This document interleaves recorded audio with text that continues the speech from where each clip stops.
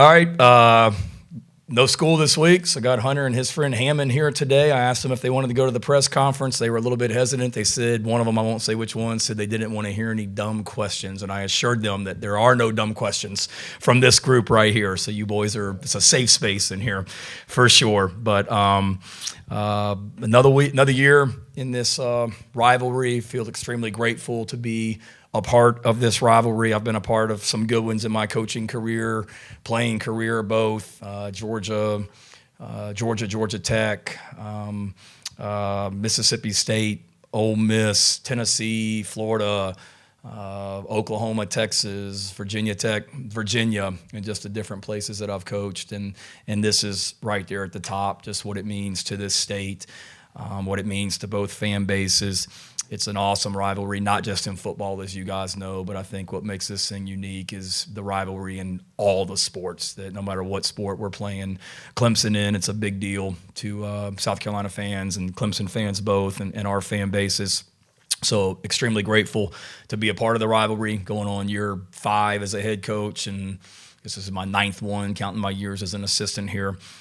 Also, but ton of respect for their program. You guys know how I feel about Dabo, and the respect I have for him as a coach, as a person. He's a friend, and I think a lot of them, they're a team. I think seasons are very similar in a lot of ways. As you look at their schedule, there's 3 or 4 games on that schedule that you look at that easily could have gone the other way. It's a play here, a play there in 3 or 4 different games, and they're a 9-10 win team in the mix for the ACC championship.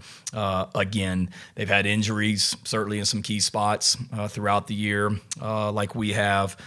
Every game they've played in, though, they have always competed. They've been in every game. I was so impressed with them watching the Louisville game from my hotel room in College Station with Hunter and Hammond on that Friday night, and the way they battled against Louisville, where there were a lot of times in that game where you felt like Louisville had it under control, but Clemson just kept hanging in there and found a way to win. So it's a testament to their program and the young men they have in that program. A lot of respect for them for sure, and they're playing their best ball right now at the end of the season on a 3-game winning streak, and have looked really good doing it in all 3 phases. Offensively, starts with Cade Klubnik, the quarterback. It's been cool following his career and seeing how he's just gotten better each and every season. And I know the season didn't start this year the way he wanted, but he's just continued to hang in there and get better. He's very hot right now. Adam Randall at running back's been a great change from a depth standpoint for them. He's a load. The offensive line, I know they've had some injuries, but physical, well-coached. The 2 tackles have been there forever. A lot of respect for them and the way they play, and their durability in their receiving core is dangerous. They've got size, they've got quickness, they've got athleticism. Tight end room has depth, so they're an offense that can score a lot of points and is really dangerous defensively. Every year they're good on defense. I mean, we know that we've struggled to score points on these guys, particularly the last couple seasons, and they're extremely talented this year. Like always, the 2 tackles are as good as anywhere that we've seen, or as good as anybody we've seen this year in regards to a tandem. Woods and Capehart, they're really, really good. They've got size at the edge position. You look at their defense and you look at some of those preseason NFL draft projections, and a lot of them I don't put stock in, but most of them that I look at, they all have about 3 or 4 of their defensive players picked to go in the first round next spring. So they've got a lot of talent on defense. Sammy Brown and Woodaz at linebacker are really talented linebackers, can work sideline to sideline, physical, and really just instinctive. They have size. And then the secondary, feel like we've been playing against a lot of those guys now for a long time. So they can cover. They play a lot of man coverage. They're going to challenge you to go make plays and beat them, and it'll be a big battle for our offense. And then special teams are dangerous as well. Dangerous in the return game, punt return and kickoff return. They won the ACC championship game last season because of the last couple plays of the game on special teams, returning a kickoff to midfield and then a game-winning field goal to win the ACC and get in the playoff. This year is no different. They use their best players on special teams, and then they're a little bit different too. They're a little bit more multiple, I feel like, on special teams this year, particularly in their kickoff return game. When we kick off to them, they're doing some things differently schematically, and they've evolved there. So it'll be a challenge in all 3 areas. It'll be an awesome opportunity. Our guys are really looking forward to the opportunity to go compete. We all feel very blessed to be a part of this rivalry. Need Saturday in Williams-Brice to be unlike. I told our players that we've had some great environments this year for home games, but none of them will compare to what we're going to see on Saturday. So counting on our fans creating that environment for us. I guess it'll be the biggest crowd that Clemson's played in front of all season. So we need that place rocking. I don't give a crap if it's at 12 noon or 12 midnight or 8 p.m. or 3:30. It doesn't matter. The standard that we want to play with and the standard we need our fans to show up with doesn't change. So 12 noon, we'll see you in there, be in there early, create that environment. And it's not lost on me that, neither team is where they want to be right now. At the beginning of the season, I think both teams and most people on the outside expected this game to be played this weekend with playoff implications, just like it was last year. And I'm 100% convinced that this year is a little bit of an outlier and a bump in the road, but that next season and then every year from here on out, this game will be played in November on Thanksgiving weekend with playoff implications. It didn't happen this year, and I know both teams feel like they're extremely close to where they want to get back to and where we were last year at this time, where this game we were going into it and we thought the winner was going to be in the college football playoff. And this season, that's not what the implications of this game are. Still really, really meaningful and still really, really, really special. And it didn't happen this year, but we're not going anywhere. We're only going to continue to get better as a program. And I know Dabo feels the same way. They're not going anywhere. They've recruited well, I'm sure, and got good young players in their program, and they're not going anywhere. So this rivalry is going to be back here pretty quickly to being played Thanksgiving weekend with national implications like it was last year. And there may not be national implications this year, but there's a whole lot of South Carolina implications for both teams, and we're excited to go compete. Questions? Shane, you mentioned it right there. I mean, this has not been the season that you guys or Clemson have wanted to have, but heading into the offseason here, knowing that you're not going to be playing in a bowl game, what would a win this weekend do for the state, but also just for the momentum heading into the offseason? Yeah, it'd be huge. You always want to win the last one and want to send these seniors out the right way. It would be pretty special for DQ Smith to say that and Brian Thomas and the guys that got here in 2022 and the other seniors that they went 3-1 against Clemson potentially. I mean, that'd be awesome for them to say. But more than anything, it's just we want to go play well on Saturday. This is a special group of young men that we have on this team, Jack, that we want to send out the right way. It's our last ride together on Saturday, and we want to make it meaningful and special. And certainly you want to win your last one, but when your last game is against your rival, it makes it extra special. Gamecock Central pay for you to eat at Jerry West's Steakhouse up there? No, you know what? I went to Applebee's quite a few times. So my brother, he went to Marshall for a few years, played football there. He was telling me, I told him I was going, he's like, that's the fanciest restaurant they got. And you missed out. I wish. Yeah. Jerry West looks really cool. It's a pretty good little spot. Yeah, good little pizza place at the Greenbrier too. So, all right, enough of the free exposure for the Greenbrier, but. NILs, right? Yeah. Shane, just I know you talk about the importance of this rivalry. You've been in it. Are there any? Do you depend on any players, in the locker room to really stress to maybe guys who aren't from this state or haven't grown up about how important this game is?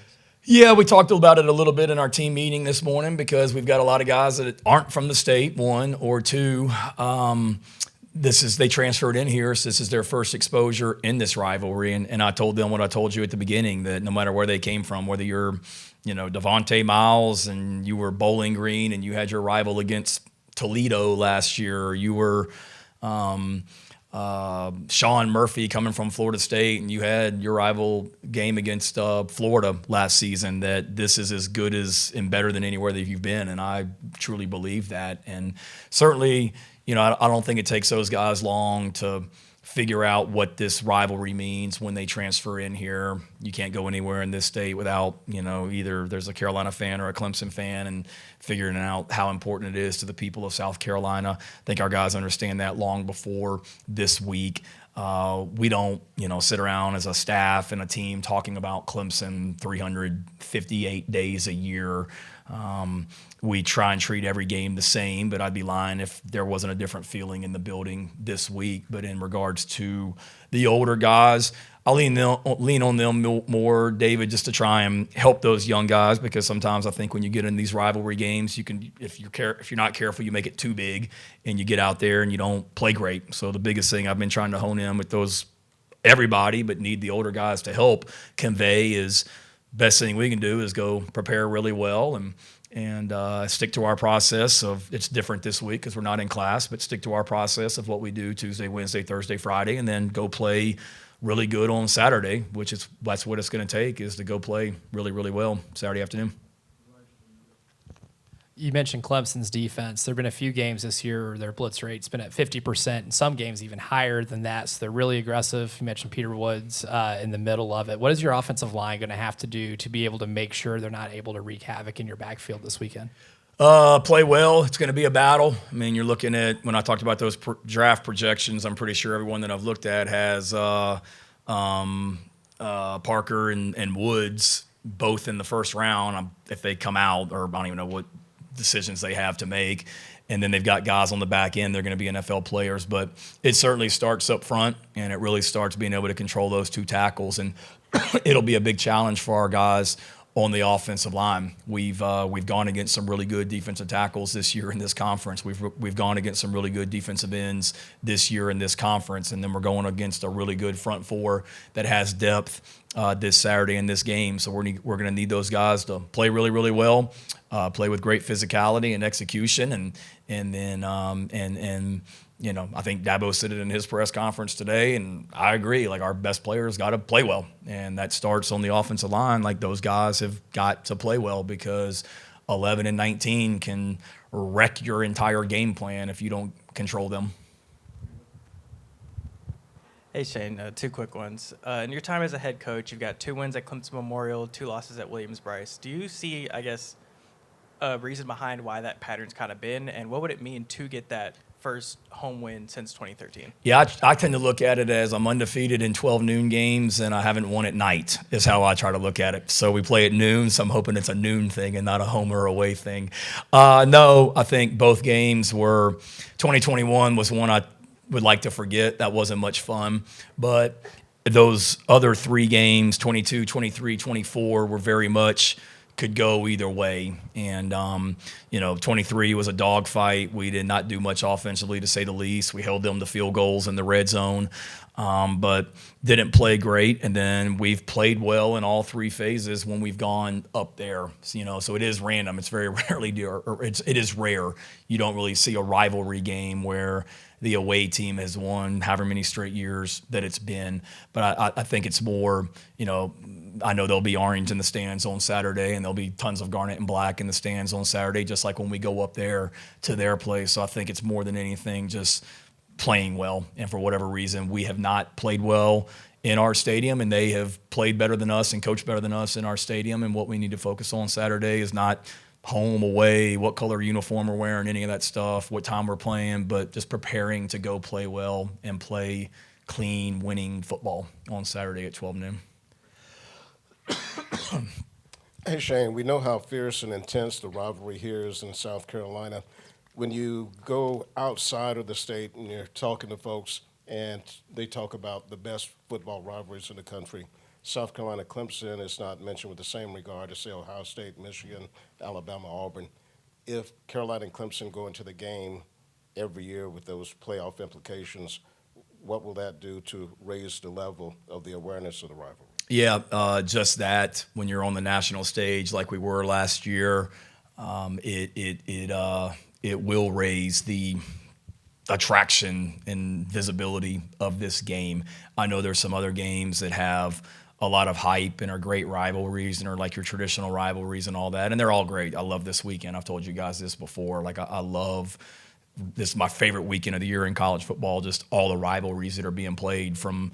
I don't know if there's a Thursday game or not, but Thursday, Friday, Saturday throughout the weekend. It's just what makes college football so special. But it was pretty special last year, Rick, that everybody in the country was talking about this game, and everybody was talking about this game after the game too. and that's what we want. It's this rivalry doesn't take a back seat to any rivalry in the country. And like I said, I've been a part of some of the best ones out there. This one's special and heated and competitive and special 365 days a year. And it's up to us, both programs, to continue to get back to where we were last season. So when this game is played each weekend, everybody in the country is talking about it because of how great the rivalry is, but also what is riding on the game from a postseason implication standpoint. Hey, Coach Beamer. I know you've said it many times to us that competition is a core value of this program. Going into this game, a chance to end the season with a big win against your rivals. Do you feel that your players have something to prove with this week? I don't know if there's something to prove. We want to go play really well, and this is not a week where you need to, motivate guys to get ready. They're excited to go play, and it's another opportunity for us to put our team and our program on display, this 2025 team, and leave one lasting impact on what people think about the 2025 football team, and being able to win your last game against your rival would go a long way towards what that lasting memory image is of the team. I know you've been preaching all year about finishing games. How important is that for you, for your team this week, and has that been mentioned throughout the week so far? Yeah, we talked about it on Sunday because when we review the Coastal game, we talk about, one of our keys to win our plan to win each week is dominating the fourth quarter. So we talked about what we did in the second half and in the fourth quarter against Coastal. Certainly today we talked about, this game's going to come down to our plan to win like it does each and every week. And a big part of that is the fourth quarter. And, you talk about the last, our two trips to Clemson.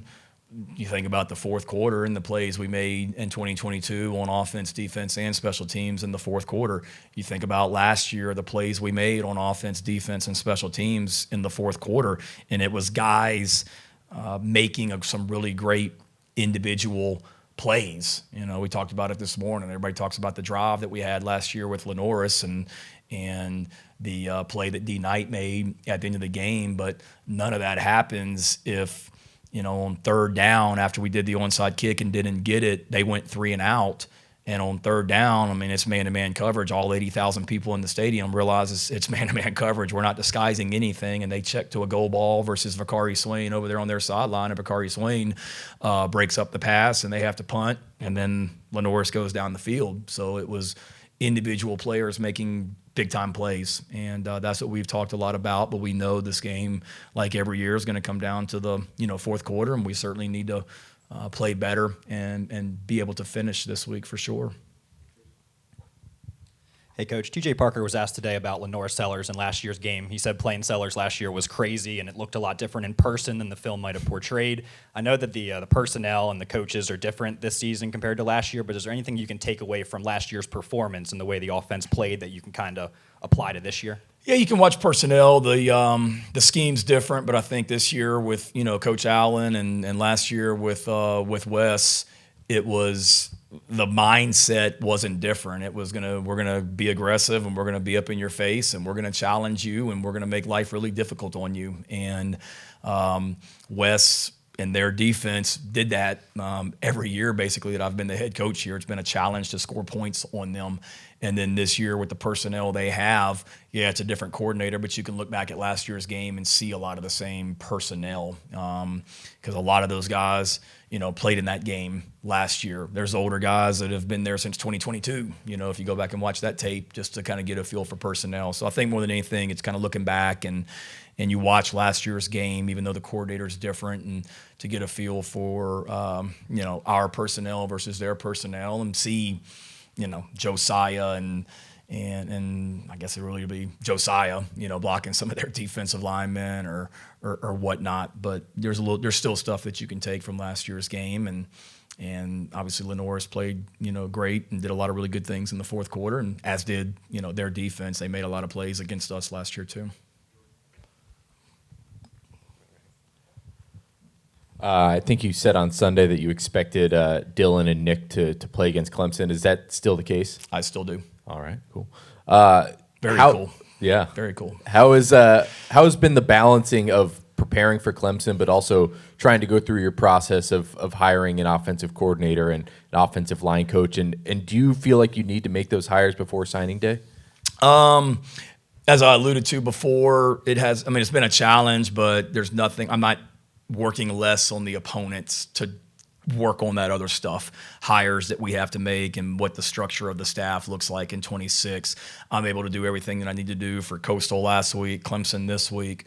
Was able to get a lot of, work done on the front end during the bye week, and I put all my efforts into Clemson, and then late at night or early in the morning, if there's a time frame where I've got a few minutes that is available, I can utilize it to do that stuff. So I don't want to say it's on the back burner right now because it's on my mind every day, but the best thing we can do is, prepare really well to go play really well against Clemson. And in regards to any hires, not really. This signing class has been awesome that we've got committed right now. From the beginning throughout the season, they've been awesome. And, they're excited about the future and what's next as we go into 2026 when they get here. And, I don't want to take forever, but I don't want to sit there and say that I got to get somebody hired by next Wednesday either.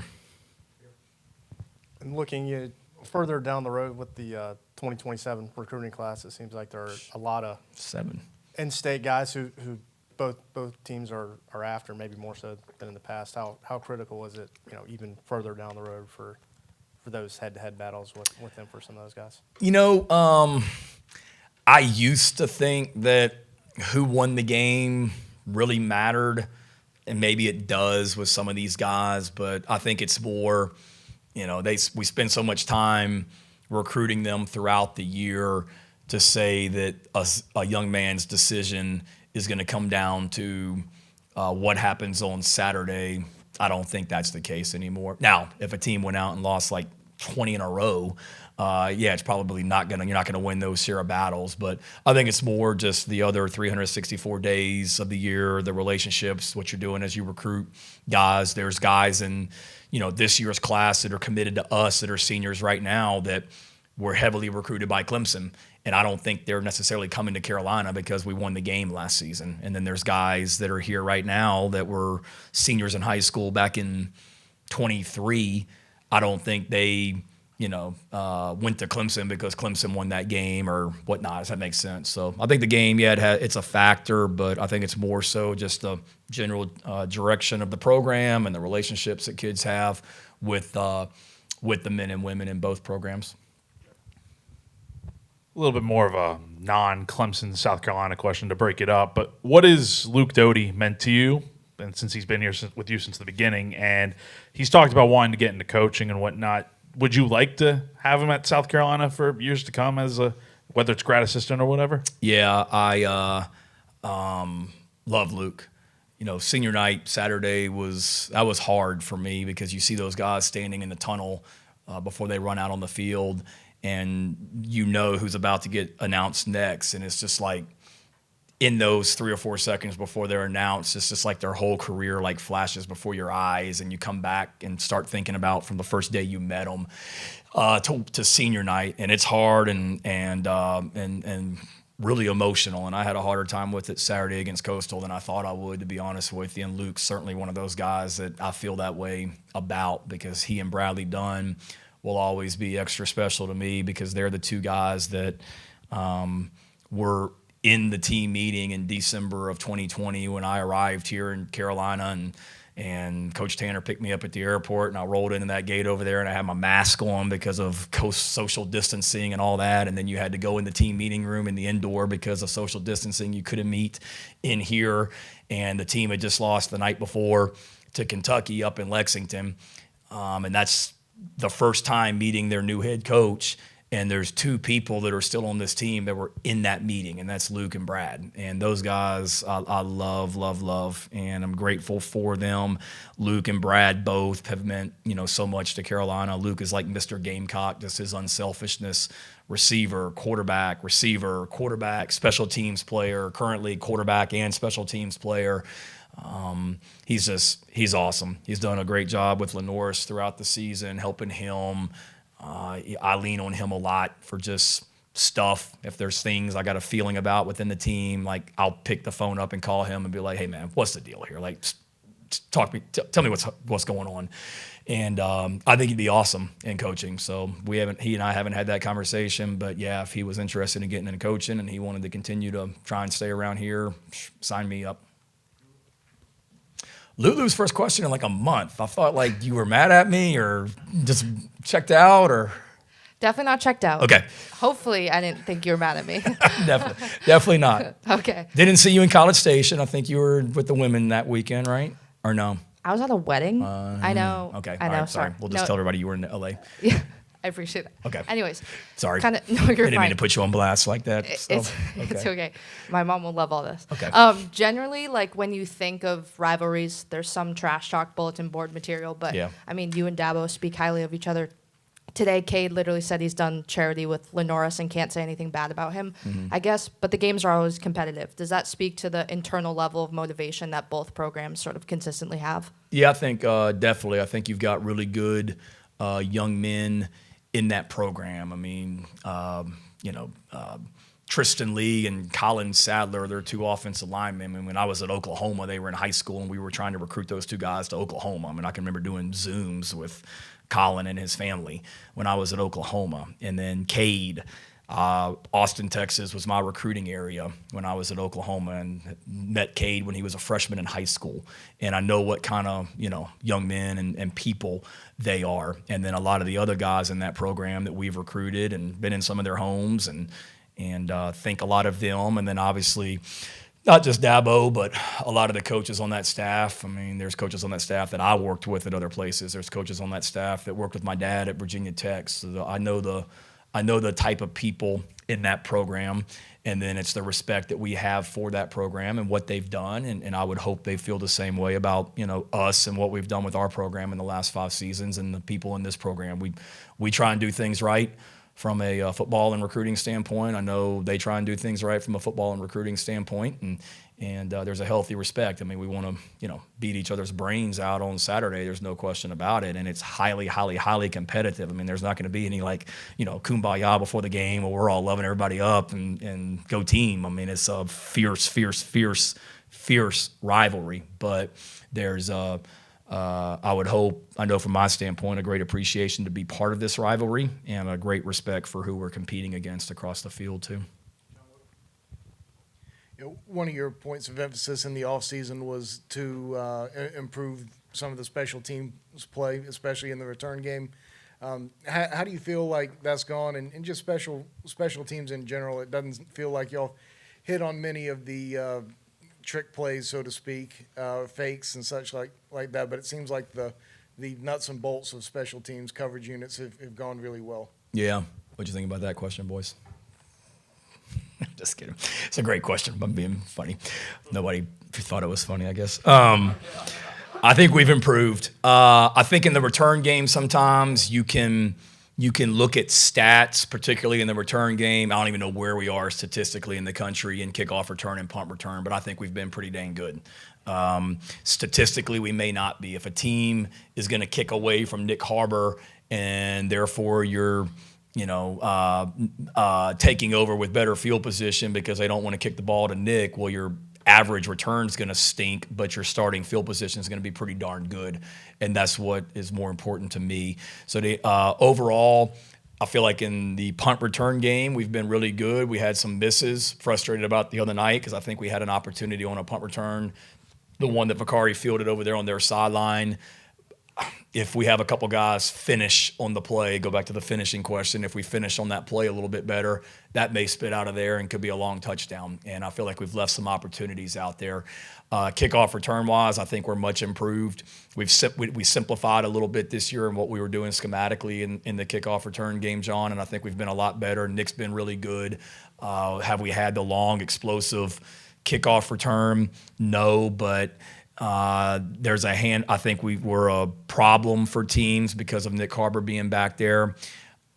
Quayle being back there has been a weapon. And when I look at the return game, certainly on that, we've been really close. And nobody wants to hear close, and I don't either on that one. But we're we've been really close to having some more explosive kickoff returns. So statistically, it may not show it. I think we're much improved in the return game. I mean, every week when we line up to play a team, when they punt, they more often than not, they do something they've never done before because they're either worried about getting it blocked or they're worried about Vicari back there returning it. First punt of the game against A&M, they did something they had never done before. Ole Miss, credit them on the fake, but they broke a tendency and did something they had never done before. Coastal came out the other day and did something that was a little bit new. So to me, that's a sign of respect when teams are doing different things because of the threat they feel like you present. Where I'm disappointed is certainly some of the fakes, if you will. The Oklahoma one I'm mad at myself about. Last week, I'm not mad at myself about that. That should have worked. And for whatever reason, it didn't. So I'm not going to be mad about that one. And then the LSU one should have worked. Can't talk about the officiating, but we got a tough break on the one against LSU. The one against Kentucky, give their guy credit. We executed it. Their guy made a tackle and stopped us. So we're going to continue to be aggressive from that standpoint, but certainly we need to be better with those because even going back to last season, there were a couple that we didn't hit on, and that'll always be a weapon for us and will continue to be, but we've got to be better there. Certainly when we do call those things, we got to execute them a little bit better, and that goes back to us as coaches. Shane, this doesn't have to be football related, but as we approach Thanksgiving this year, what are you most thankful for? Family and the opportunity that I have here to be the head football coach at South Carolina. Certainly I'm very blessed to have a awesome family around me, Rick. God has blessed me greatly. And then extremely blessed to be the football coach here because I get to be at a place that I love. I get to live in a city and a state that I absolutely love living in, and then get to come into this building each day as the head coach and be around some awesome young men on this team and get to work with some awesome people day in, day out in this building. So this season has been frustrating, but there's not been one day where I've walked in this building not looking forward to coming into this building. And for that, and that's because of the people and the culture in this program. And for that, I'm very, very, very thankful. Yep. And thankful for all of you guys as well. So happy Thanksgiving to you guys. Yep. Carolina calls tonight if anybody wants to come. Backstreet's Grill, right? 7 o'clock.